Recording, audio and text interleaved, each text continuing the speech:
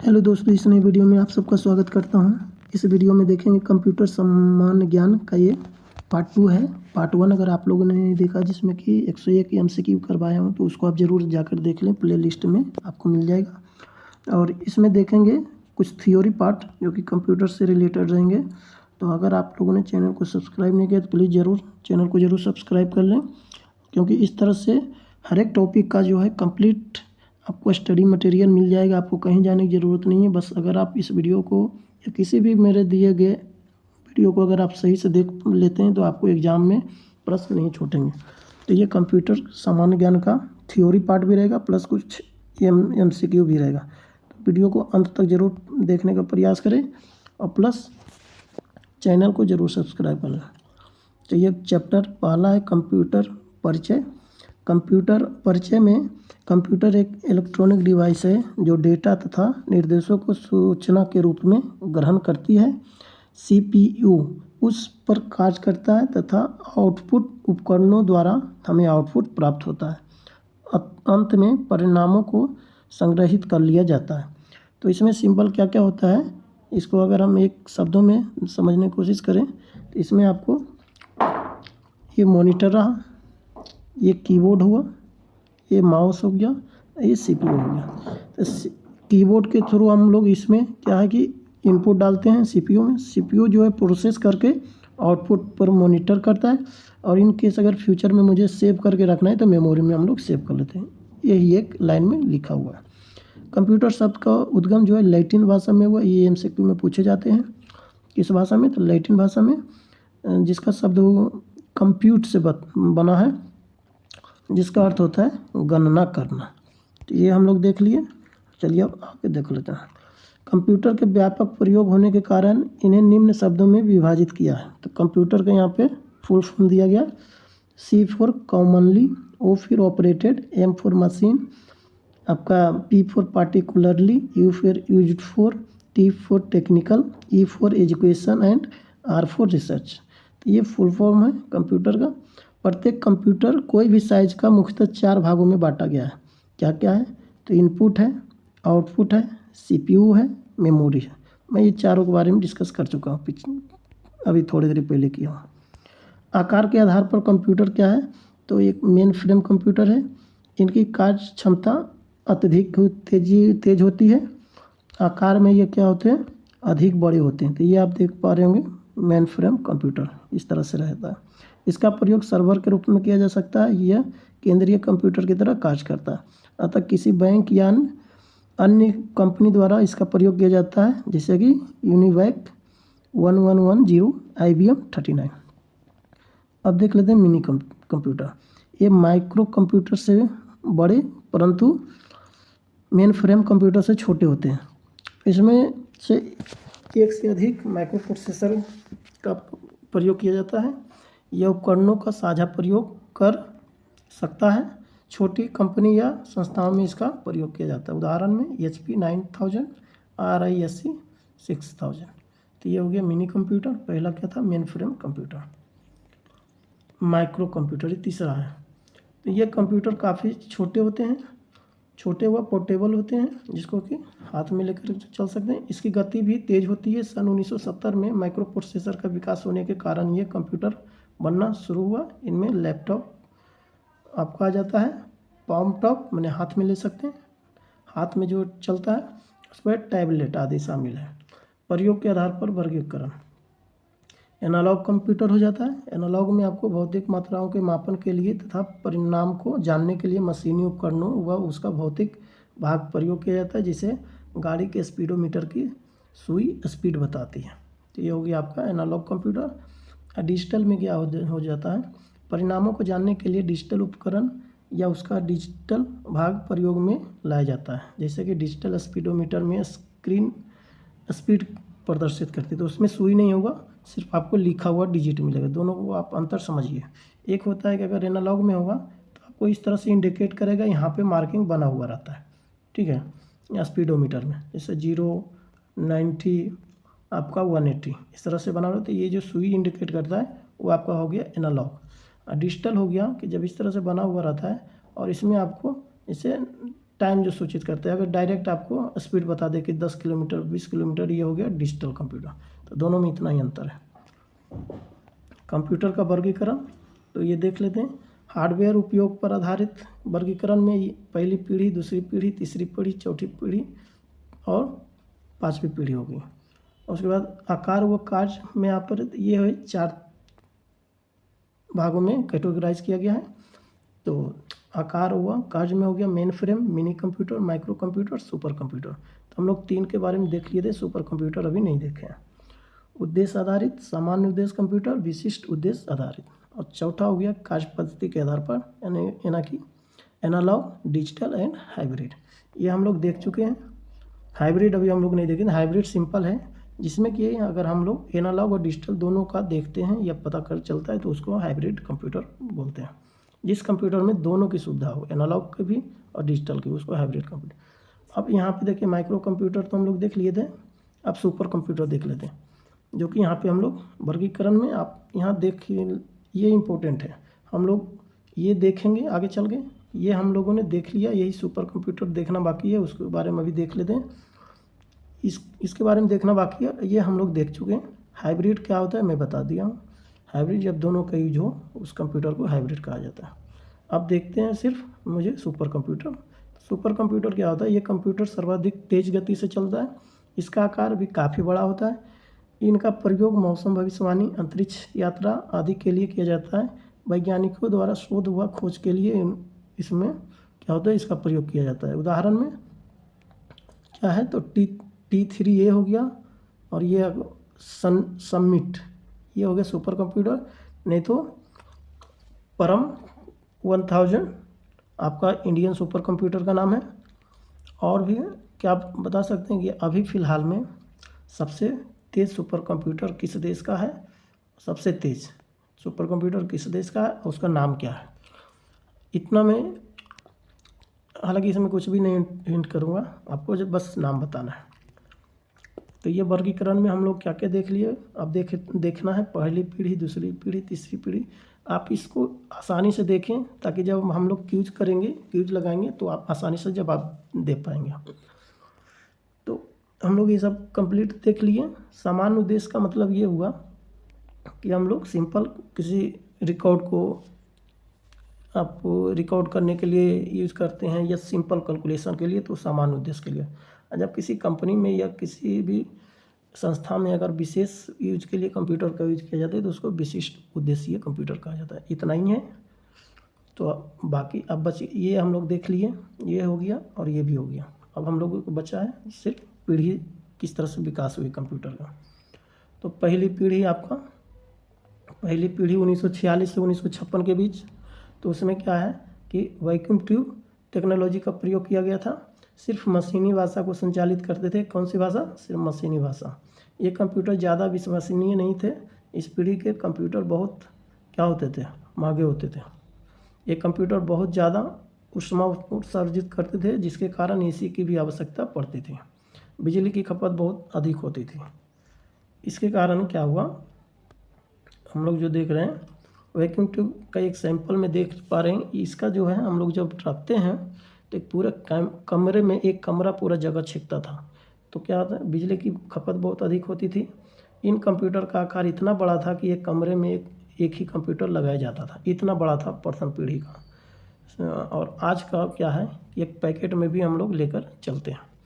तो पहली पीढ़ी का ये था 1946 से 1956 में। याद आपको क्या करना है, वैक्यूम ट्यूब से चलता था, मशीनी लैंग्वेज संचालित करते थे।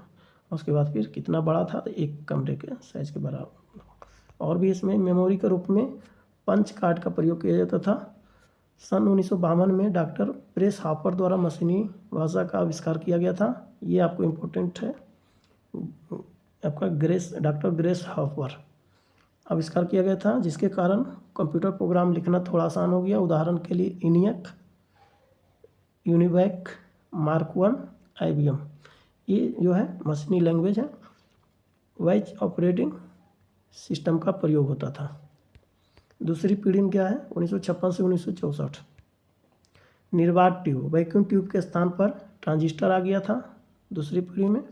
और इन कंप्यूटरों का आकार छोटा था तथा पहले की अपेक्षा तेज़ी से कार्य कर सकता था। तो कार्य कितना चीज़ इम्प्रूव किया, छोटा भी हो गया, कार्य भी इम्प्रूव हो गया और प्लस दूसरी पीढ़ी के नाम से भी 1956 से 1964 के बीच में।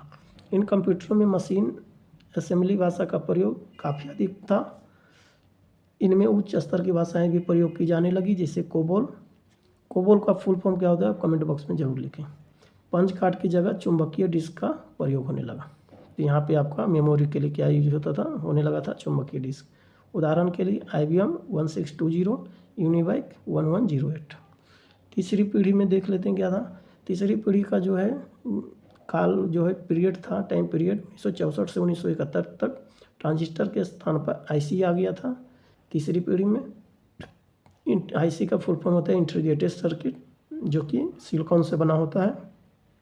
एक IC पर कई सारे रजिस्टर क्या था, रजिस्टर आपका कॉम्पैक्ट रूप में लगा हुआ था, मतलब कि बहुत सारे रजिस्टर और ट्रांजिस्टर लगे हुए रहते थे IC पे। आकार छोटा था, वह कम बिजली खपत भी करता था। इन कंप्यूटर का प्रयोग डेटाबेस मैनेजमेंट, ऑनलाइन सिस्टम आदि में किया जाता था। चौथी पीढ़ी में क्या था कि 1971 से आज तक जो हम लोग अभी भी यूज कर रहे हैं। हालांकि उसके बाद पाँचवीं पीढ़ी पे अभी क्वांटम फिजिक्स पे अभी जो है रिसर्च चल रही है।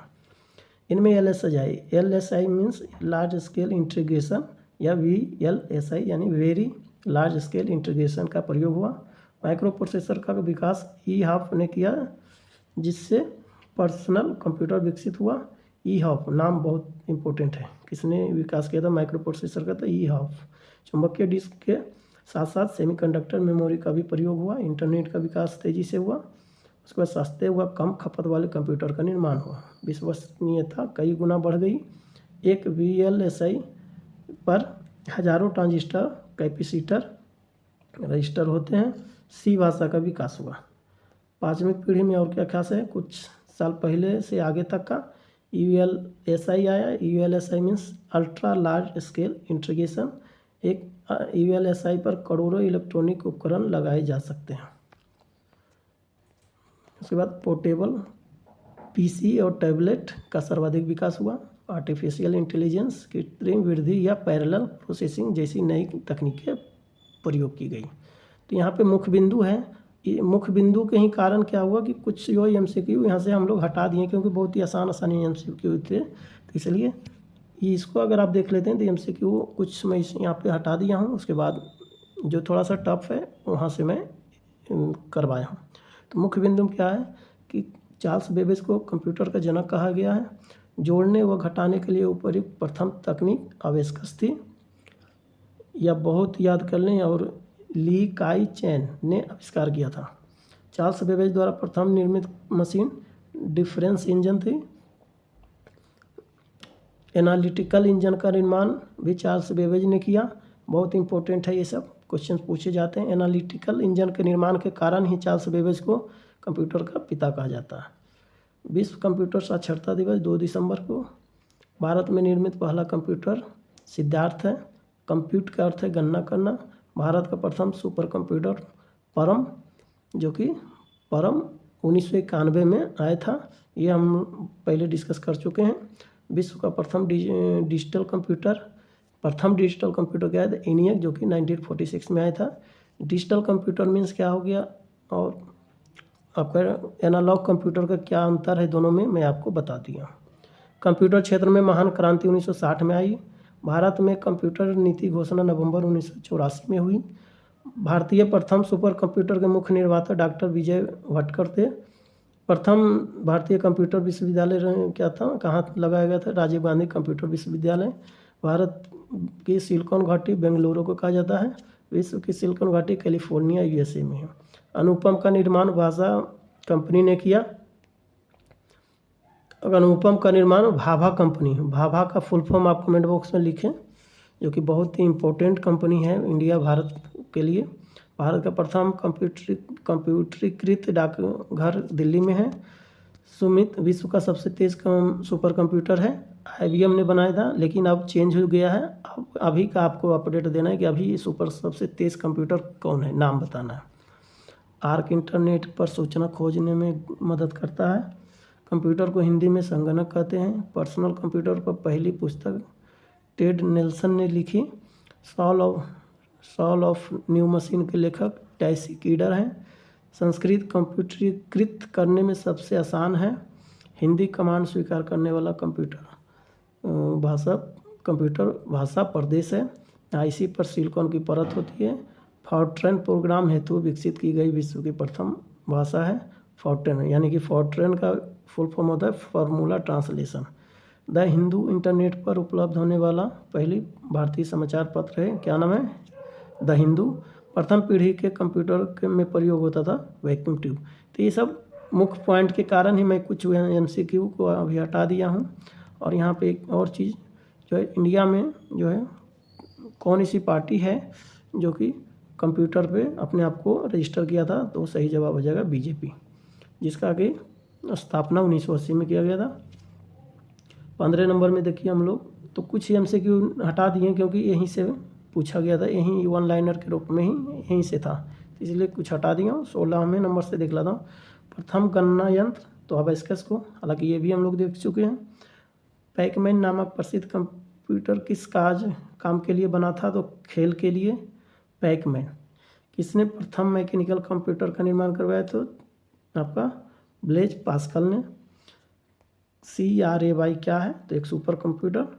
भारत में निर्मित प्रथम कंप्यूटर का नाम क्या है? सिद्धार्थ है, मैं बता चुका हूँ। और सर्वप्रथम पंच कार्ड का प्रयोग किसने किया था? तो जोसेफ मेरी ने।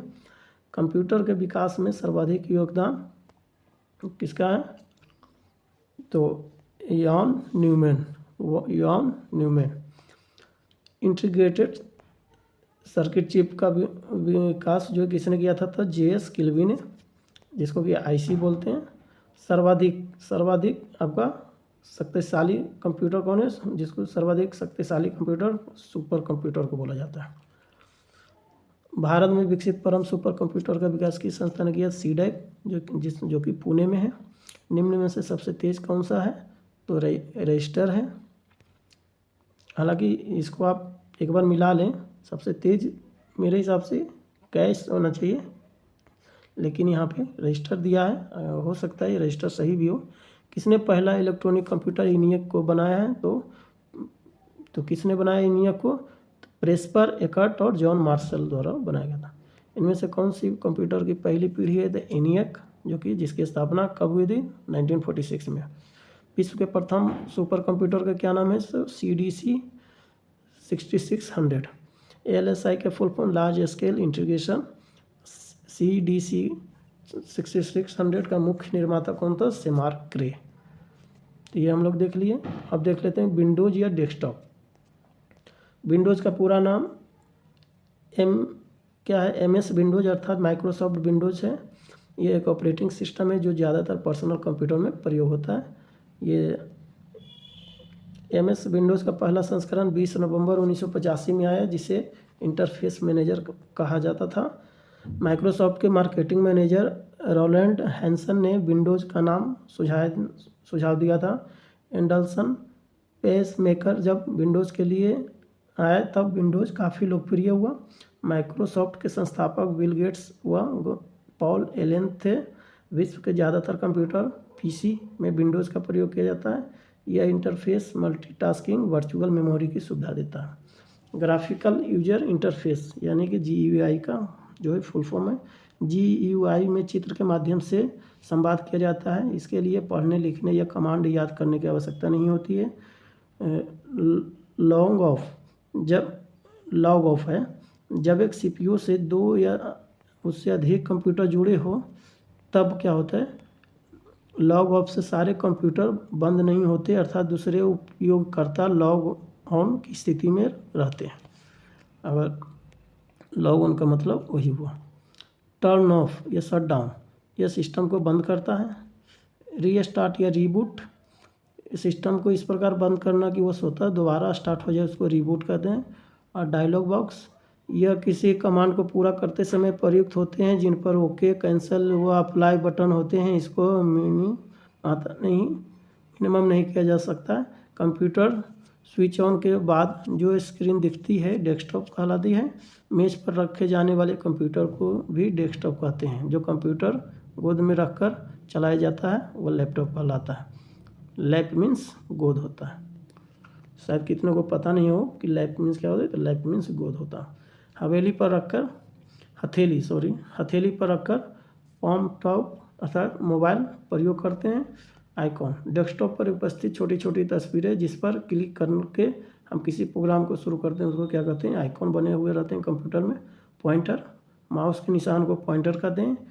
टास्क एयर, यह डेस्कटॉप पर सबसे नीचे की पट्टी होती है जिस पर स्टार्ट बटन होती है, तो टास्क बार बोलते हैं इसको, वो स्टार्ट बटन। कंप्यूटर में उपस्थित किसी भी प्रोग्राम में जाने के लिए इसका प्रयोग किया जाता है, स्टार्ट बटन।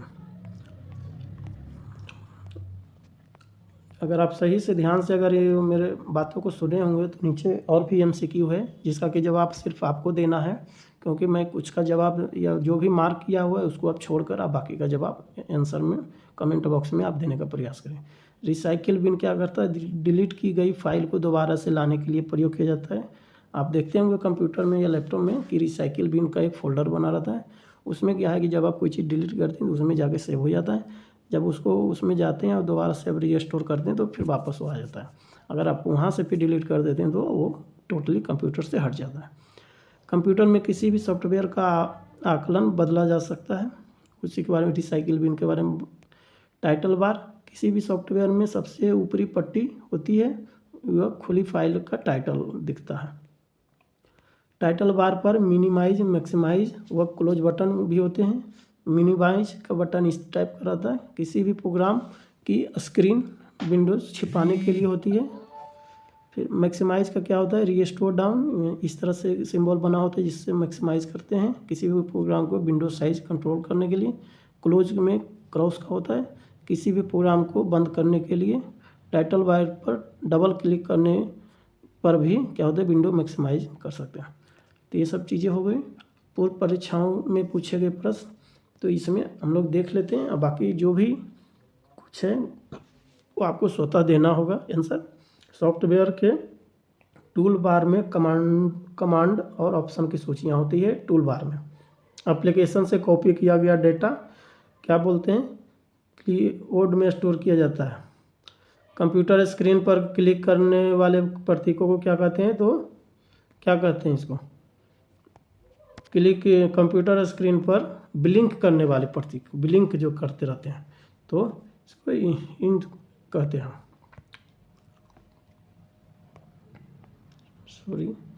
कंप्यूटर की लाइट जलने के बाद उसे कार्यशील बनाने के लिए प्रक्रिया को क्या कहते हैं, तो आपको इसमें बूट स्ट्रैप कहते हैं।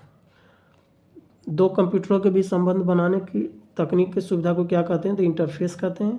माउस के कर्सर की गति को बढ़ाने या क्या घटाने के लिए ऑप्शन का प्रयोग किया जाता है, उसको कंट्रोल पैनल कहते हैं। MS विंडोज़ किस प्रकार का सॉफ्टवेयर है, तो MS विंडोज़ आप ये सब जो है आप खुद कमेंट बॉक्स में देने का प्रयास करें। MS विंडो किस प्रकार का सॉफ्टवेयर का ये है, तो 7 का D हो जाएगा, तो सही जवाब हो जाएगा आपका GUI। स्क्रीन के बैकग्राउंड को किस नाम से जाना जाता है, तो ये सब आप खुद से कमेंट, अगर आप मेरे पिछले लेक्चर को सही से आप देखे होंगे या कुछ देरी पहले, तो ये सब आप हेल्प मेन्यू किस बटन पर उपलब्ध रहता है, तो ये सब आप आसानी से आंसर दे पाएंगे। विंडोज डेस्कटॉप पर द्वारा विभिन्न एप्लीकेशन और डॉक्यूमेंट दर्शाए जाते हैं, तो किस पे, आइकॉन पे। तो अगर आप मेरा लेक्चर को सही से देखे होंगे तो आप आसानी से जवाब दे पाएंगे। अगर जो भी कुछ बच गया है तो उसको मैं अगले वीडियो में कंप्लीट कर दूंगा। अभी के लिए इतना ही, और इस वीडियो को यहीं पे समाप्त करते हैं।